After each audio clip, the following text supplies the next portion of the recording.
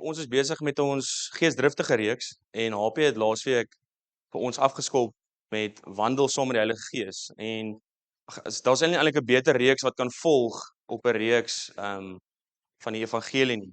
Die evangelie is natuurlik, ons almal, hopelik weet ons nie die tyd wat die evangelie is, maar uit dit uit kan ons nie net bly soos ons is nie. Dit moet in 'n geesdriftige leefstyl invloei. En dit begin by wandel met die Heilige Gees. Beteken ons maak nie meer staat op ons eie krag, ons eie emosies. Wel dan vir julle wat hier is, julle het nie staat gemaak op julle vlees nie. Julle is hierso in die koue. En natuurlik maak ons ook nie staat op ons eie insigte nie. Ons vertrou die Heilige Gees. En dis wat dit beteken om daagliks oorgawe te leef. Vra die Here vandag. En dis eintlik die vraag wat laasweek by my heeldag gestiek het. Elke dag is, wie gaan vandag my lewe lei? Die Heilige Gees of die vlees? En ek dink dis 'n vraag wat ons amper elke dag ten minste 2 keer vir onsself kan vra. Of voor elke moeilike situasie of 'n belangrike meeting of 'n familiebyeenkoms wat jy weet jy gaan nou 'n moeilike tyd hê of dit gaan 'n struggle wees. Dan vra jouself hierdie vraag: gaan ek reageer uit my vlees uit of gaan ek die Heilige Gees vertrou en gaan ek op my gees staat maak en nie op my vlees nie? Dit is belangrik om te verstaan dat almal van ons, elke gelowige het die Heilige Gees binne hom. Dis nie 'n geheim of 'n toertjie wat ons moet doen om dit te ontvang nie. Wanneer jy tot bekering kom, ontvang jy die Heilige Gees. En dan is daar 'n besluit wat ons moet maak, soos ek gesê het, oorgawe, en dis wanneer 'n ware transformasie begin. En dit is natuurlik die hele punt van om 'n geesgeleide lewe te leef. Is dat al transformasie is van binne af. So dink bietjie aan daai vraag, is wie lei my daaglikse lewe? My vlees of die Heilige Gees? Wanneer jy met 'n moeilike of selfs 'n opwindende geleentheid kom en jy moet 'n goeie besluit maak. En vandag natuurlik gaan ons aan met die tweede tema. Dit is luister na die Heilige Gees se stem. Kom ek bid vir ons. Gaan ons aan. Ja, Here, ons is so dankbaar dat ons hier bymekaar kan kom. Here, die voorreg wat ons het om u kinders genoemd kan word, Here, om te weet dat u die prys wat u vir ons betaal het, Here, deur aan die kruis vir ons te sterf, Here, om weer op te staan, Here, het vir ons hierdie geleentheid gegee om u beter te leer ken, Here. Here, mag u vanoggend met ons kom praat, mag ons oop wees vir die Heilige Gees, Here, wat reeds in ons lewens is en ontvang is, Here, en help ons om beter te hoor, om beter te luister, Here, want u is besig om met ons te praat. Ek kom bid sommer net vir elke persoon, Here, mag u met hulle praat, mag u hulle ontmoet waar hulle is, Here. Here, nie omdat ons dit verdien, Here, maar omdat u ons lief het, Here, en omdat ons die kinders is. Bid dit in Jesus naam. Amen. So, as ons oor vandag se tema praat, is ek seker almal van ons het al ergens as gelowiges gewonder, het ek nou die Here se stem gehoor of praat die Here nog vandag met my? En hoekom is dit vir sommige mense soveel makliker of hoekom lyk dit soveel makliker vir ander mense om die Here se stem te hoor? Hulle doen dit so natuurlik. En die vraag is 'n goeie vraag, maar daar's 'n antwoord vir dit ook. En dis waar ons vandag 'n bietjie gaan praat. Is dat dis okay as jy daar gewonder het, dis okay as jy nog steeds daar wonder. Selfs vandag nog mense wat die Here stem hoor, hopelik gaan hulle nog steeds en hulle raak stil. Dis nie net 'n outomatiese ding wat net kom nie, maar mens, soos jy dit meer toepas en meer oefen, word jy ingetune by die Here se stem. So dis 'n goeie vraag wat ons vra. En dalk is daar vanoggend van ons hier wat gevoel het die Here het stil geraak. Ons praat met die Here, ons spandeer ook tyd met hom, maar is stil. En dis als goeie vrae, dis goeie goed om oor te wonder. Maar dalk is daar van ons wat nog nooit eers die Here se stem gehoor het nie, en vanoggend hoop ek regtig jy het 'n verwagting en 'n begeerte om die Here se stem te hoor, want dit is die belangrikste ding in jou lewe, is die Here se stem. Daar's nie 'n doel in hierdie lewe, hierdie nuwe lewe wat ons ontvang het, as ons nie die Here se stem hoor nie. So ek lees vir ons die eerste skrif. Dis 'n baie bekende stelling wat die Here maak, wat Here Jesus maak, en is so belangrik vir ons om hierdie te verstaan. Hy sê die volgende: my skape luister na my stem. Ek ken hulle en hulle volg my. My skape luister na my stem. Ek ken hulle en hulle volg my. Nou let op wat Jesus nie sê nie. Hy sê nie die hoogheilige mense hoor my stem nie. Hy sê nie net die pastore hoor my stem of net die dominees of wat ook al verwysing jy het na 'n belangrike persoon in die kerk, leiers, ouderlinge. Hy sê nie die perfekte persoon hoor my stem nie, en hy sê ook nie persoon wat die meeste opdaag, of enige van daai goed. Wat hy sê is, my skape hoor my stem. En dis seker een van die mees algemeenste vergelykings wat Jesus gebruik, is 'n skaapwagter en sy skape. En ek is amper bevoorreg, dis lekker as die Here my 'n skaap noem, want ek vat dit nie sleg as 'n skaap, jy weet, 'n skaap is gewoonlik 'n dom ding. En eintlik, ek sê nie ons moet dom wees nie, maar ons moet eintlik baie keer net so eenvoudig dink soos 'n skaap. Is wanneer die herder praat, dan luister die skape. Hy wonder nie nog wie het my nou geroep en waar en wat is dit nie. Die skaap reageer dadelik, want hy ken die herder se stem. En hier sê Jesus, my skape hoor my stem. Nie net enige iemand nie, my skape. En natuurlik is daar 'n verhouding tussen die skape en die skaapwagter. Daar's 'n verhouding tussen ons en Jesus, daarom hoor ons sy stem. Dis nie 'n prestasie wat ons kan bereik of iets wat ons moet harder werk om te verdien of iets wat ons moet probeer wen deur iets ouliks te doen in die kerk of in die lewe of goed te wees nie. Dis net iets wat ons ontvang deur verhouding. En dis eintlik waarop ons vandag bietjie gaan fokus is, hoe belangrik is hierdie verhouding vir ons om die Here se stem te kan hoor. Dit bring my na ons eerste punt. Ons hoor hom omdat ons aan hom behoort. En julle sal hoor ek herhaal myself baie, maar dit is regtig iets wat ons as mens mee sukkel. Ons dink ons behoort nie aan die Here nie, of ons dink ons moet eers iets doen voor ons sy stem kan hoor, of ons moet eers harder werk, en dis 'n hele kultuur waar ons groot word. Ons moet hard werk met besigheid goed te wees. En as dit kom by besigheid is dit waar, as dit kom in die lewe is dit waar, ons moet hard werk. Maar die Here is teenoorgestelde van dit. Hy verwag nie jy moet harder werk nie, hy verwag nie jy moet beter doen nie. Dis nie wat die goeie nuus is nie. As ons die laaste 5 weke, ek dink dit was 'n 5 weke reeks, gepraat het oor die goeie nuus, en ons snap nog steeds nie die feit dat ons niks kan doen om ons redding of ons verhouding met Jesus te verdien nie, dan mis ons die punt. En dit is so belangrik vir ons om te verstaan dat voor ons by Christus was ons verlore. Ons was op ons eie pad gewees, ons het ons eie denke gevolg, ons eie plannetjies, ons eie begeertes, ons eie selfsugtigheid. En dis hoekom Jesus moes gekom het, want hy is al een wat kon kom en leef, die lewe wat ons moes geleef het, die dood wat ons verdien het, en hy het opgestaan en ons vergewe. En dit kwalifiseer ons. Nie die feit dat jy goed kan sing, goed kan preek, of goed stoele uit kan pak, of dat jy opdaag elke Sondag van die maand nie. Dis nie waar dit gaan nie. Ons daag nie op elke Sondag hierso omdat ons dit moet doen nie. Dit is vir ons lekker, jy moet dit wil doen. So dit is belangrik vir ons om daai evangelie, hierdie hele reeks deur te onthou. Lees dit vir elke oggend voor die kerk te kom, of voor jy 'n connect groep doen. Herinner jouself weer in die goeie nuus, dat jy is vrygemaak deur Jesus Christus. So dis eintlik 'n berg van my skouers af, want ek kan niks doen nie, en ek hoef niks te doen om hierdie stem te hoor nie. Dis omdat ons aan hom behoort. Dis hoekom ons hom kan hoor. Ons lees in Romeine 8 vers 14, want almal wat hulle laat lei deur die Gees van God, hulle is God se kinders. Laat lei, hulle is.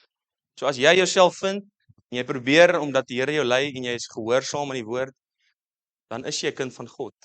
As jy Jesus aangeneem het, as jy redder en jou verlosser, dan is jy 'n kind van God. En hoeveel meer wil julle nie vir julle kinders luister as hulle vir julle iets sê nie? Dis lekker as hulle daai eerste woordjies vir julle begin sê en met julle praat. Ek kan dink later raak dit bietjie baie, dan ouers het 'n unieke gawe om kinders uit te zone of af te sny, as ek dink dit reg. Af te switch. Weet, daar is tyd vir dit ook. Partykeer is ons dalk so, ons bid heeltyd vir dieselfde goed en die Here hoor ons, maar dis nie wat ons nodig het nie. So hy ignoreer ons nie, maar hy los dit net tot ons self tot besef kom. Okay, wag. Kom ek skree nie heeldag in my ma en pa se ore nie. Kom ek kom met die belangrike goed na hulle toe, dit wat saak maak. Okay, maar omdat ons kinders is van God, wil hy met ons praat. En dis soos ek gesê het, daar is nie enige toertjies en triks en 'n geheime resep wat ons moet volg om die stem te hoor nie. Ek het verlang gedink, ek moet opstaan vroeg die oggend. As ek 5 uur gemis het, dan is dit te laat. Ek kan nog steeds tyd met die Here spandeer, want dit is goed vir my, maar ek het die Here gemis. Okay? En dan as ek nou 'n liedjie speel en die volgende liedjie wat opvolg is nie die regte liedjie nie, en is 'n bietjie nie dieselfde tema nie, eers daar mis ek ook dit nou heeltemal. En ek moet so lank my Bybel lees en ek moet daai skrif lees en ek moet dit net voel, dan gaan die Here my praat. Maar dis juist nie in daai tye wat die Here altyd met ons praat nie. Want daar is nie 'n resep om te volg nie. Elkeen van ons het 'n persoonlike verhouding met die Here. Dit kan net teruggevat word na jou verhouding met jou vrou of jou man of met jou kinders of jou broer of jou suster. Hoe leer jy hulle ken? Hoe spandeer jy tyd met hulle? Hoe hoor jy hulle? Ek is seker daar's nie 'n ritueel wat jy moet doen voor jy by jou familie se huis instap voor hulle jou inlaat of voor hulle met jou begin praat of by 'n braai nie. Kan jy dink jy moet eers 'n geheime rympie sê en 2 keer 'n squat en dan 'n burpee en dit gaan nie werk nie, okay? Dis nie nodig nie. Okay. So is belangrik om te verstaan dat al sy kinders hoor sy stem. Al sy kinders hoor sy stem. En ek dink 'n lekker verhaal wat in die Bybel is, wat ons met baie kan identifiseer en wat ek nogals baie like, is die storie van Samuel. En ons meeste van ons weet wie Samuel is. Het so vinnige agtergrond. Samuel sy ma was Hanna gewees en sy was onvrugbaar gewees, maar sy het geneg en sy het aangehou, die goeie tipe neg, nie die slegte nie. Sy het regtig begeerte gehad om 'n kind te hê. En sy was elke dag by die tempel, sy het die Here gesoebat en gesmeek en eventually het die Here wonderwerk gedoen en hy het gemaak dat sy swanger geraak het met Samuel. Ja, nie soos Jesus nie, maar haar man, hulle het dit moontlik gemaak. En toe het sy 'n kind gekry en sy het gesê as ek hierdie kind kry, Here, voor sy hom nog gehad het, dan sal ek hom toewy aan U en dis waar ons nou vir Samuel kry. En ek het dit interessant, ek het gedink hy's bietjie ouer, maar Samuel was so min of meer die diep teoloog kan my nog na die tyd reg help, maar hy was om en by 12, 13 jaar oud. So hy was nog redelik jonk. Hy was hierso junior connect tipe ouderdom, jong kinderkerk, vroegtieners. So ek lees vir ons. Dis in 1 Samuel 3 vers 1 tot 10. Die Here praat met Samuel van vers 1 af. Intussen het die seun Samuel die Here gedien onder Eli se toesig. In daardie tyd was boodskappe van die Here baie skaars en visioene was seldsaam. Eli was toe al feitelik blind. Eendag terwyl hy nog slaap en die lamp van God nog gebrand het en Samuel in die heiligdom van die Here by die ark van God gelê en slaap het die Here geroep: "Samuel." "Ek kom," antwoord Samuel. Hy spring op en hardloop na Eli toe. "Hier is ek. U het my geroep." "Ja, ek het jou nie geroep nie," antwoord Eli. "Gaan maar terug bed toe." Hy maak toe so. Die Here het hom weer geroep. Samuel het weer uit die bed gespring en na Eli toe gehardloop. "Hier is ek," sê hy. "U het my geroep." "Ek het jou nie geroep nie, my seun," sê Eli. "Gaan slaap maar weer." Samuel het nie vooraf geweet dat dit die Here is nie, want die Here het nog nie met hom gepraat nie. Die Here roep hom toe vir die 3de keer en weer hardloop hy na Eli toe. "Hier is ek," sê hy. "U het my tog geroep." Toe besef Eli dat dit die Here is wat die seun geroep het. Daarom sê hy vir Samuel: "Gaan lê en as iemand weer na jou roep, sê dan: 'Ja, Here, u dienaar luister.'" Samuel is weer terug na sy bed toe. Die Here kom staan toe daar en roep soos die vorige keer: "Samuel, Samuel." Samuel het geantwoord: "Ja, Here, u dienaar luister." Ek hou nogals van hierdie storie want ek dink dit is dalk heel moontlik baie van ons of dit gaan nog baie van ons wees. Of dit asal van ons en ons besef dit nie eers nie. Maar hoe geduldig is die Here nie hier nie? Ons dink as ons die Here gemis het, dan is hy nou frustreerd met ons en hy is nou eers weer aanbeweeg vir die dag. Maar die Here sit en wag en hy roep ons. Hy het hom 4 keer geroep, as ek reg tel, 4 keer geroep. Kyk, dit op die 4de keer het Samuel eers besef of deur Eli wat vir hom gesê het, besef dis die Here wat met hom praat. En toe het hy gereageer. So as ons die eerste 2 keer dit leer ons as ons die eerste 2, 3 keer nie gehoor het nie of dalk nie eens geweet het dis die Here nie, dan het jy nie die boot gemis of die vliegtuig gemis nie. Daar's nog steeds kans vir jou om terug te gaan. En die Here is geduldig. Ek moet sê, Samuel is ook nogals redelik geduldig want as iemand my 2 keer moet oproep en ek weet nie wie dit is nie, dan later sal ek swaar wees, hoorie, is nou nie meer snaaks nie. Ek staan nou elke keer op. Ek raak nou in slaap en nou moet ek weer opstaan. Nou net so Samuel moes leer, dit sê, hy het nie geweet hoe die Here se stem klink nie, want die Here het nog nooit voorheen met hom gepraat. So ek glo meeste van ons hier het al die Here se stem gehoor op een of ander manier. Maar as jy nog nie die Here se stem gehoor het nie, beteken dit nie jy kan dit nie hoor nie. Jy moet net nog leer om sy stem te hoor. Jy moet nie verstaan nie, jy moet leer en om dit te herken. Dis vra laasweek so 'n goeie vraag vir die junior connect. Vra vir hulle, hoe weet jy 'n hond blaf? Nee, jy kan hom sien. Nee, die hond is ander mense se hond in die jaar, daai lastige hond wat so in die middag blaf as mense middagslaap wil vang. OK? Hoe weet jy? Nee, jy kan mos hoor. Nee, maar hoe weet jy dis 'n hond? Dit kan mos 'n mens wees. Nou vra ek vir hulle heeltyd vas, maar hulle is verskriklik slim met hulle antwoorde. Nou sê ek eventually kom hulle daar weet, nee, ons het geleer dis 'n hond. Ons weet dis 'n hond. Okay? En sy iemand regtig 'n goeie hond namaak en jou plan in die middag, maar jy beloof dis 'n hond. Okay. Nou ons moes geleer het hoe 'n hond klink. Dis iets eenvoudigs, maar net so leer ons om die Here se stem te herken. Okay, en dit het gebeur en ons gaan later, ek moet nie myself vooruit praat nie, maar te dank aan Eli het Samuel ook besef dat dit die Here se stem was en hy het hom geleer hoe om te reageer. Anders sou Samuel seker net heel aand opgestaan en gedink het hierdie ou oomie wat half blind is, hy het seker ook 'n bietjie dementia of iets, want hy roep my en my onthou nie.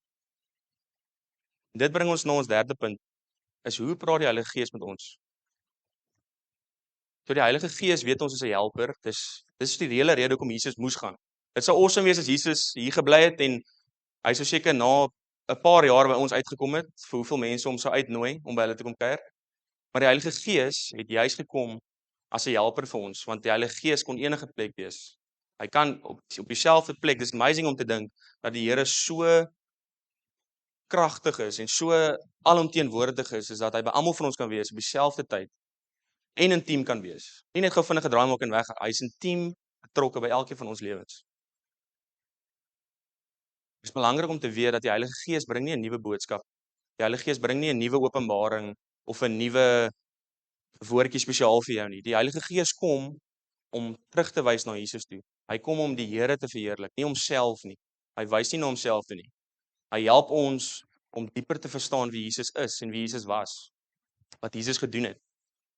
So wanneer ons goeters hoor in ons kop, gedagtes, of ons ervaar dalk 'n stem, of ons hoor iets en dit lei ons weg van Jesus af, of dis enigiets teen Jesus of teenoorgestelde van Jesus, of dit nie die waarheid is nie, of dit sonde is, wat ook al dit mag wees, dan wil ek vir jou sê, jy moet versigtig wees, want dis nie die Heilige Gees nie. Dan moet ons daai stemme vasvang en ons moet dit uitdryf en ons moet dit wegjaag en ons moet praat oor hierdie goed, want daar is mense wat verlei word. Daar's hoeveel doktrines en ander gelowe wat hulle hele lewe bou op valse stemme, valse waarhede wat nie die Heilige Gees is nie. So ek wil nie te lank op hierdie goed hamer nie, maar hierdie is net 'n kort lys van maniere wat die Here of die Heilige Gees met ons praat. Dis nie 'n exclusive lys van hierdie is die 4 wat jy moet tik nie.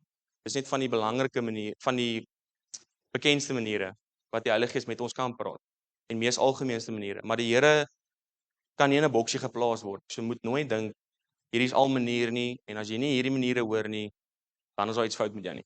Dit is glad nie die geval nie.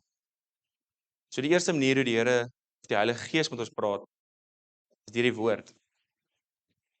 God het nie verniet vir ons die woord gegee nie. Jesus, ek wil vir so lank wil ek hê Here praat net met my, maar ek wil nie my Bybel lees nie. Here, maar sê net vir my wat ek nou moet doen, die besluite wat ek hier moet maak. Is hierdie 'n slim besluit, is dit nie? Dan hoor ek niks. Dan dink ek die Here praat nie met my nie. Is daar iets fout met my? Tot ek nou later besef dat die woord is eintlik nogals belangrik. Toe leer ek klomp goed. Man, jy kan net sit. Ag, nou vergeet ek die boek. In elk geval. Daar's klomp van Salomo. Wat se boek het Salomo? Proverbs. Predikers, né?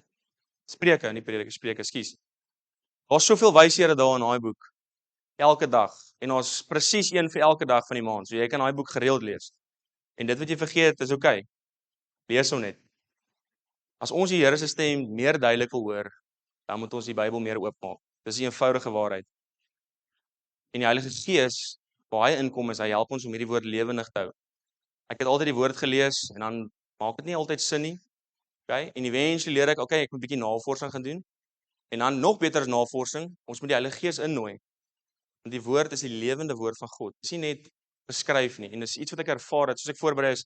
Die Here is baie maklik toeganklik, maar hy's nie goedkoop nie.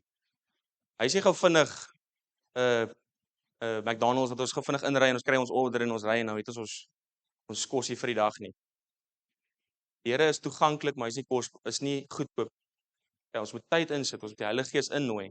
En sodra ons besef dat die woord is ook eintlik iets wat ons later soos 'n tweesnydende swaard sny en ons help om onsself raak te sien en diep te kyk, dan besef ons hoe lewendig die woord vir ons kan raak.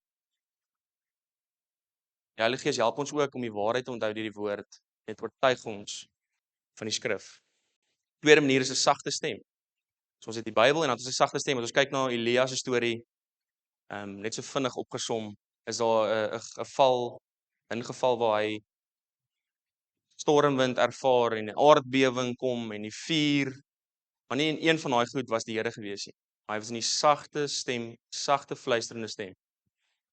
Ons verwag ook altyd, ek het altyd verwag, die Here moet verskriklik dramaties wees en duidelik met my praat. Toe ek gedoop was en uit die water uitkom, moes daar 'n duif op my neergeval het of neergevlieg het en op my skouer kom sit het. En verskriklik, dit moet amazing wees.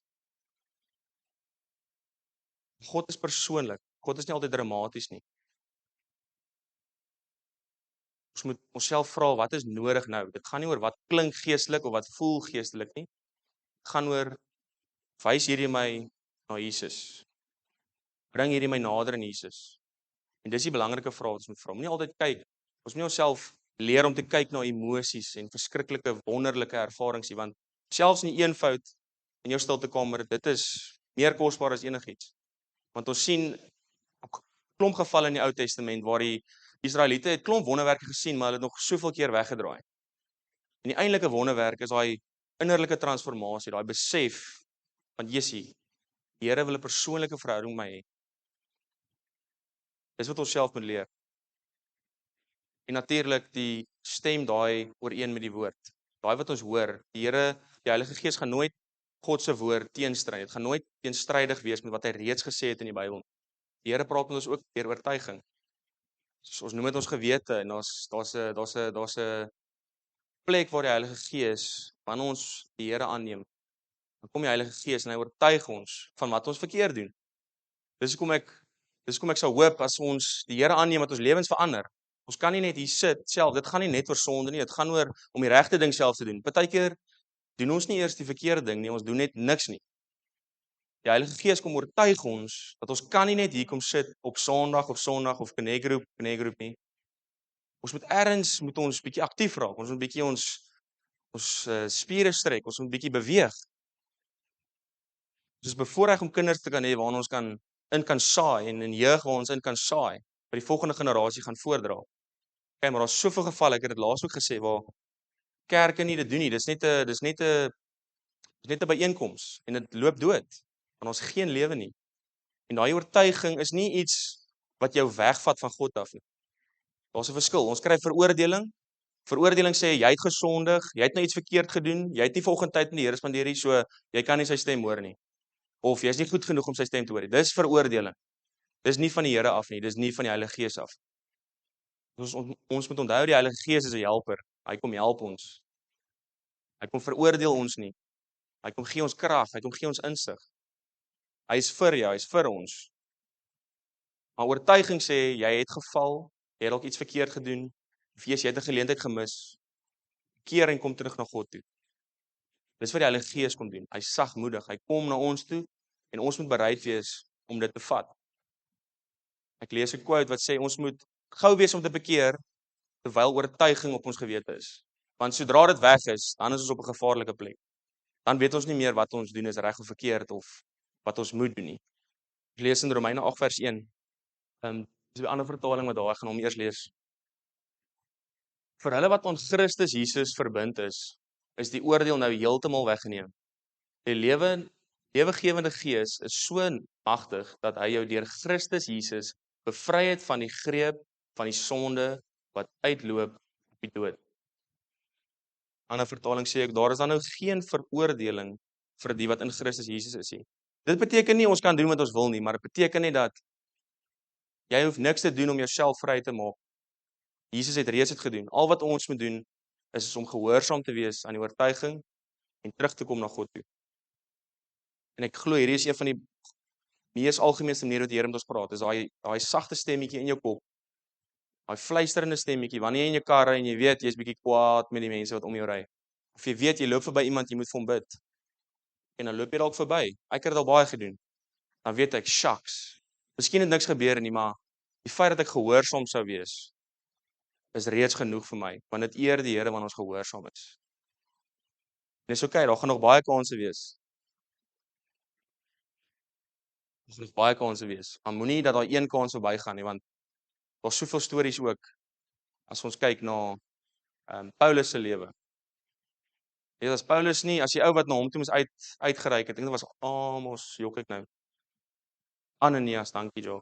Dis Ananias. As hy ongehoorsaam was en nie vir Paulus wat klomp Christene doodgemaak het nie, weet hoe bang moes Ananias gewees het nie, maar hy was gehoorsaam. As Paulus nie na hom toe uitgereik het nie, as hy nie na Paulus toe uitgereik het nie, wie weet wat sou kon gebeur het. Selfs met Barnabas. Eenvoudige ou, as hy nie hom disipel het nie, wat sou gebeur het? Ons weet nie. So jy weet dalk nie wat gebeur as jy by die volgende ou stap nie. Dit hoef nie ons voel amper meer sleg as dit iemand is wat op die straat is, maar dit tel vir enigiemand. Dit tel vir 'n persoon by die werk, dit tel vir die persoon in jou familie wat nog nie die Here ken nie. Dis enigiemand. Dan die laaste manier, een van die maniere hoe die Heilige Gees met ons praat, is natuurlik deur gemeenskap, is deur ander gelowiges. Dit is so belangrik vir ons om by mekaar te kom. Dit is waar ons die Here se stem bevestig. Want as jy op jou eie dink, ek beloof julle, nie een van ons op ons eie is slim genoeg om die woord 100% te verstaan en reg te hoor altyd.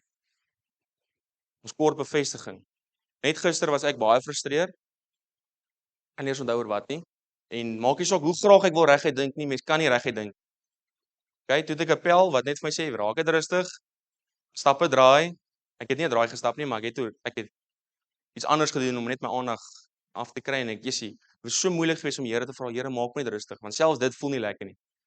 Maar toe ek weer teruggekom het na die situasie toe, is dit letterlik soos om na 'n hele ander situasie te kyk. En dit is eintlik, man, dit was nie eers iets groots geweest, dit was iets totaal simpel geweest. So as ek alleen was en my eie besluite gemaak het, dan sou ek nogals 'n simpel nog meer simpel gereageer het tot die situasie. En dis hoekom dit so belangrik is, want ons kry wyse raad van mentorskap. Hoeveel raad HP al vir my gegee het, Ivan al vir my gegee het. Christo Pretorius van Suid vir my al gegee het. Vandag nog vir my goeie raad gee. Dis so belangrik.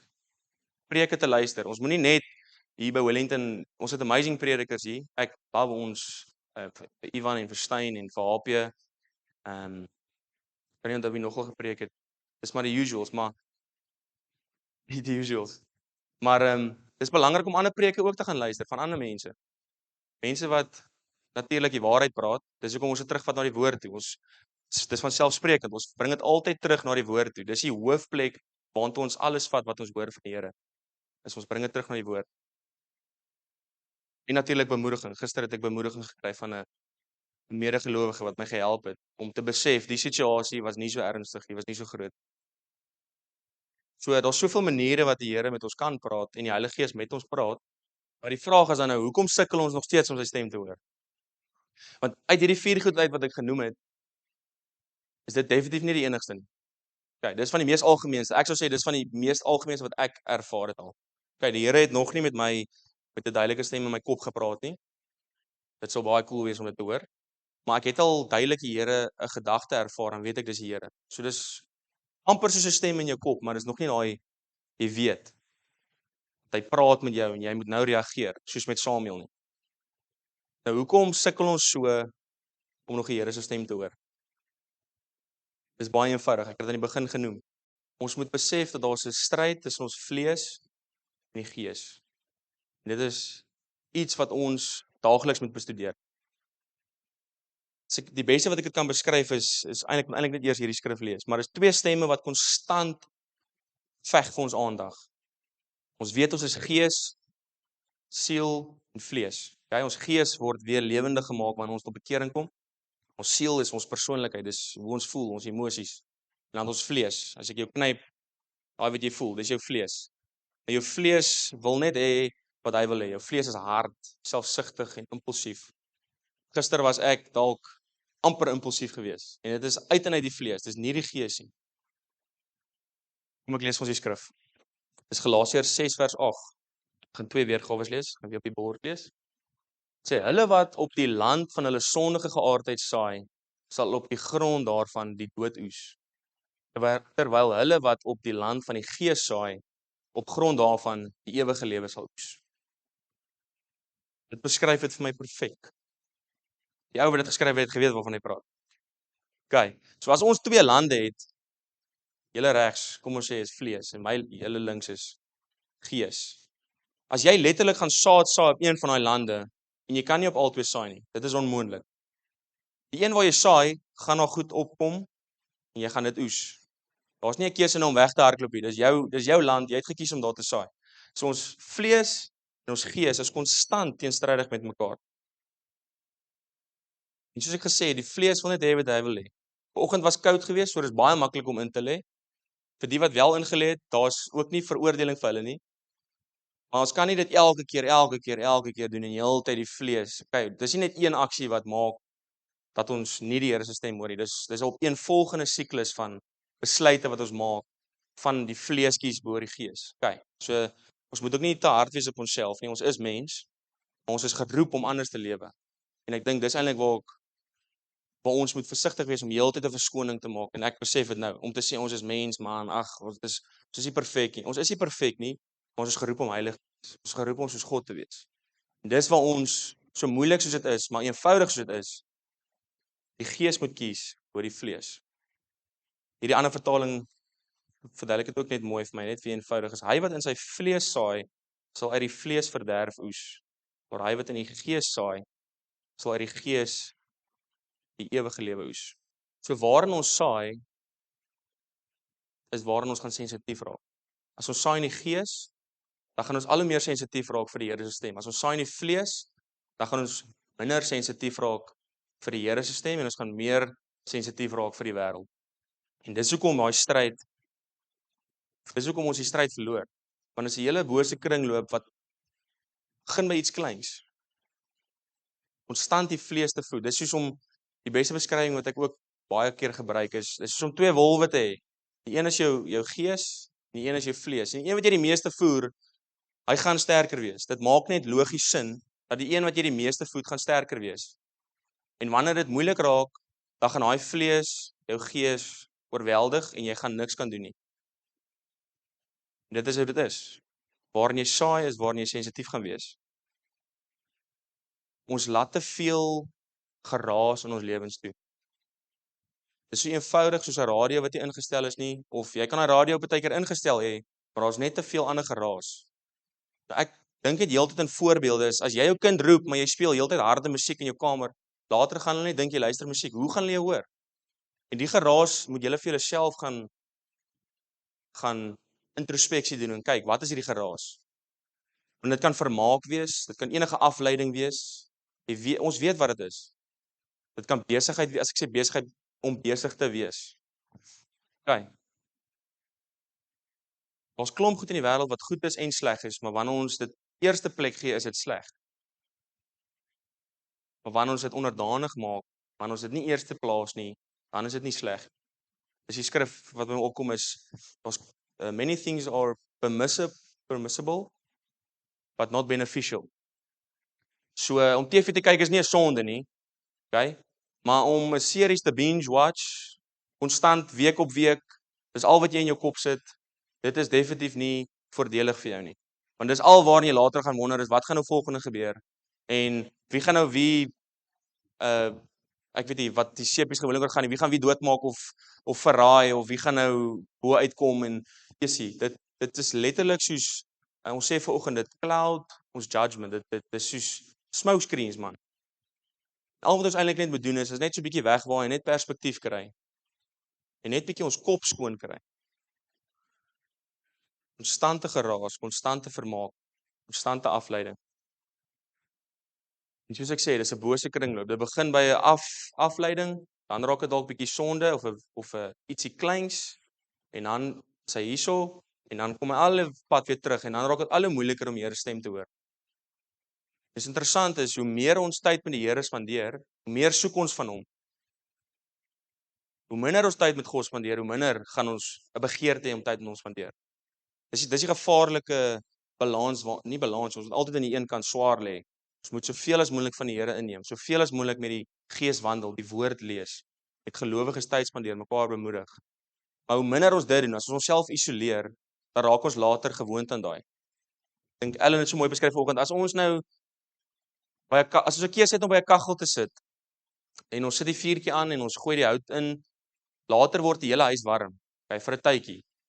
Maar as ons nou later nie, kom ons sê ons is lui en ons nou wil nou nie opstaan nie, of die hout is op en jy moet nou eers ry om hout te kry en weer terug te kom. Later raak jy so gemaklik met die koue dat jy eintlik okay is daarmee. En dis baie keer waar ons onsself vind. Ons is eintlik maar okay met die bietjie koue. Ons kan deel met dit.